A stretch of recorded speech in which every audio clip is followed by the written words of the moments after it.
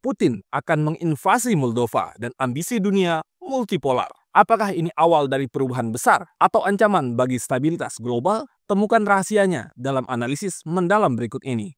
Pergeseran tatanan dunia, ambisi Rusia, dan masa depan geopolitik global. Jika kita memperluas cakupan analisis, narasi ini sebenarnya lebih dari sekedar konflik militer antara Rusia, Ukraina, dan kemungkinan Moldova. Ini adalah panggung global yang menampilkan pergeseran besar dalam tatanan geopolitik dunia, di mana berbagai kekuatan bertarung untuk mendefinisikan ulang batasan kekuasaan, pengaruh, dan ideologi mereka. Ambisi Putin sebagai warisan atau kehancuran. Ambisi Putin untuk mengembalikan kejayaan Uni Soviet tidak hanya bertumpu pada kekuatan militer, tetapi juga pada narasi ideologisnya. Dalam retorikanya, Putin sering menggambarkan Rusia sebagai benteng terakhir melawan dekadensi Barat. Ia berusaha memproyeksikan diri sebagai pemimpin global yang menawarkan alternatif terhadap tatanan dunia yang didominasi oleh Amerika Serikat dan sekutunya. Namun, apakah Rusia benar-benar memiliki sumber daya dan legitimasi untuk menjalankan peran ini? Mari kita bahas. Pertama, kekuatan militer Rusia. Konflik berkepanjangan di Ukraina telah mengungkap kelemahan militer Rusia. Pasukan logistik yang kacau, moral tentara yang rendah, dan perlawanan sengit di Ukraina menunjukkan bahwa Rusia mungkin telah melebih-lebihkan kapasitas militernya. Jika Moldova menjadi front baru, Rusia harus menghadapi tantangan tambahan seperti memperpanjang garis suplai dan mempertahankan kontrol di wilayah yang luas dengan populasi yang mungkin tidak sepenuhnya mendukung mereka. Yang kedua, krisis domestik. Ambisi geopolitik Putin berhadapan dengan kenyataan domestik. Dengan ekonomi yang tertekan akibat sanksi, masyarakat Rusia mulai menghadapi kesulitan yang semakin nyata. Kenaikan harga barang-barang pokok, penurunan pendapatan, dan kurangnya akses terhadap teknologi asing adalah beberapa dampak langsung yang dirasakan. Jika situasi ini terus berlanjut, bahkan kelompok elit yang mendukung Putin mungkin mulai mempertimbangkan masa depan mereka tanpa kepemimpinannya. Yang ketiga, legitimasi internasional. Sementara beberapa negara mendukung Rusia secara diplomatik seperti China dan Iran, sebagian besar dunia memandang tindakan Putin sebagai ancaman terhadap stabilitas global. Narasi bahwa Rusia adalah pembebas dari hegemoni Barat tidak diterima secara luas, terutama karena tindakan Rusia seringkali melibatkan pelanggaran hak asasi manusia dan penghancuran infrastruktur sipil.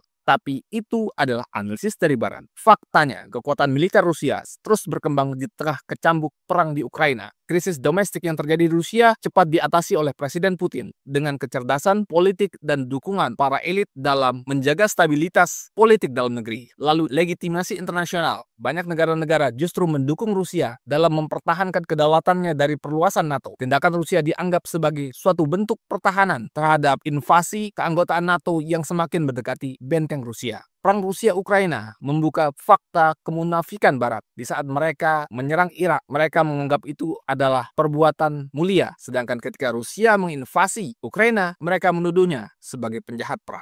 Ini benar-benar kemunafikan Barat yang nyata. Moldova, kartu kecil dengan taruhan besar. Moldova mungkin tampak sebagai target yang relatif kecil dibandingkan Ukraina. Tetapi langkah ini membawa risiko strategis yang sangat besar. Dari segi lokasi geopolitik, Moldova terletak di antara Eropa Timur dan Eropa Barat. Mengontrol Moldova akan memberikan Rusia pijakan strategis yang lebih dekat ke Uni Eropa, khususnya Rumania, yang merupakan anggota NATO. Namun ini juga memicu ketakutan baru di Eropa Timur, memaksa negara-negara tetangga untuk memperkuat pertahanan mereka, dan mungkin meminta NATO untuk meningkatkan kehadiran militernya. Efek pada Transnistria. Wilayah ini adalah kunci dalam setiap invasi Rusia ke Moldova. Transnistria telah lama menjadi basis tentara pro-Rusia dengan ribuan tentara dan pasukan militer yang sudah siap di sana. Namun, menggerakkan pasukan dari Transnistria ke Moldova dapat memicu perlawanan tidak hanya dari Moldova sendiri, tetapi juga dari Ukraina, yang akan melihat ini sebagai ancaman langsung terhadap wilayahnya. Dampak regionalnya, jika Moldova jatuh, dampaknya akan dirasakan jauh melampaui batasan wilayah. Negara-negara seperti Georgia, Armenia akan merasa semakin terancam. Mereka mungkin dipaksa untuk memilih antara tetap netral, mempererat hubungan dengan Barat, atau menyerah pada tekanan Rusia. Pilihan apapun yang mereka ambil, ketegangan di kawasan itu akan meningkat. Barat, strategi jangka panjang atau reaksi instan. Barat, terutama NATO dan Uni Eropa, menghadapi tantangan besar. Jika Rusia melanjutkan ekspansinya, Barat harus memutuskan apakah mereka akan meningkatkan keterlibatan militer secara langsung atau tetap menggunakan pendekatan sanksi ekonomi dan dukungan yang tidak langsung seperti dilakukan di Ukraina. Adanya keterbatasan NATO.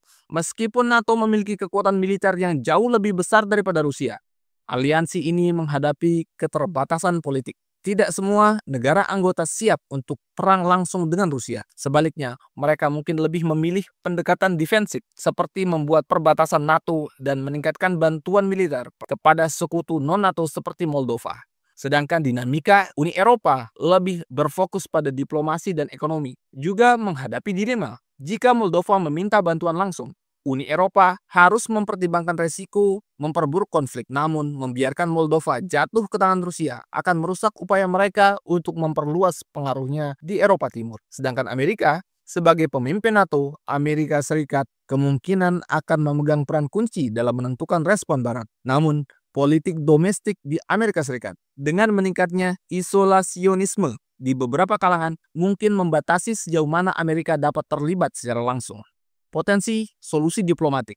Meskipun situasi tampak sangat suram, masih ada peluang untuk solusi diplomatik dari konflik Rusia-Ukraina, mungkin Moldova ini.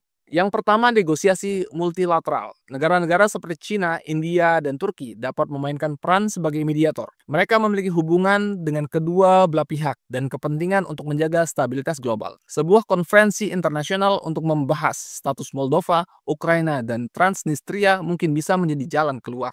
Yang kedua, zona penyangga. Moldova dapat dijadikan sebagai zona penyangga netral antara Rusia dan NATO, mirip dengan model Finlandia selama Perang Dingin. Namun, ini hanya akan berhasil jika semua pihak setuju untuk menghormati kedaulatan Moldova. Yang ketiga, sanksi bertahap.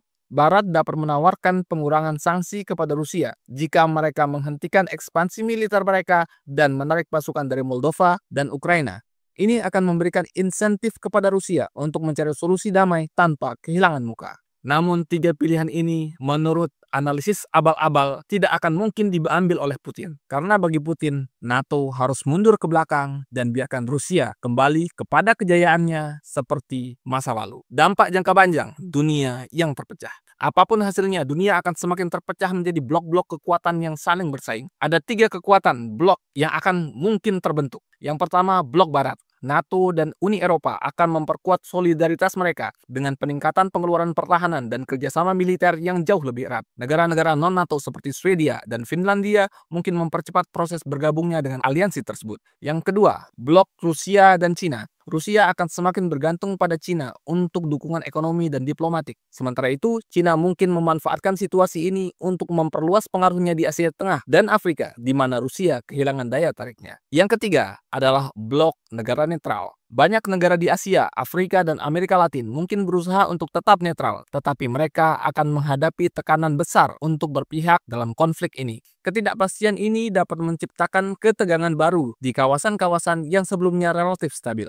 Sebuah dunia dalam persimpangan. Langkah Putin untuk mengambil Moldova bukan sekedar strategi militer, tetapi bagian dari permainan besar untuk mendefinisikan ulang tatanan dunia. Namun permainan ini penuh risiko, baik untuk Rusia maupun untuk seluruh dunia. Apakah ini akan menjadi awal dari era baru di mana kekuasaan global terdistribusi secara lebih merata atau justru membawa dunia ke ambang konflik besar? Jawabannya akan tergantung pada pilihan yang diambil oleh para pemimpin dunia dalam beberapa bulan ke depan.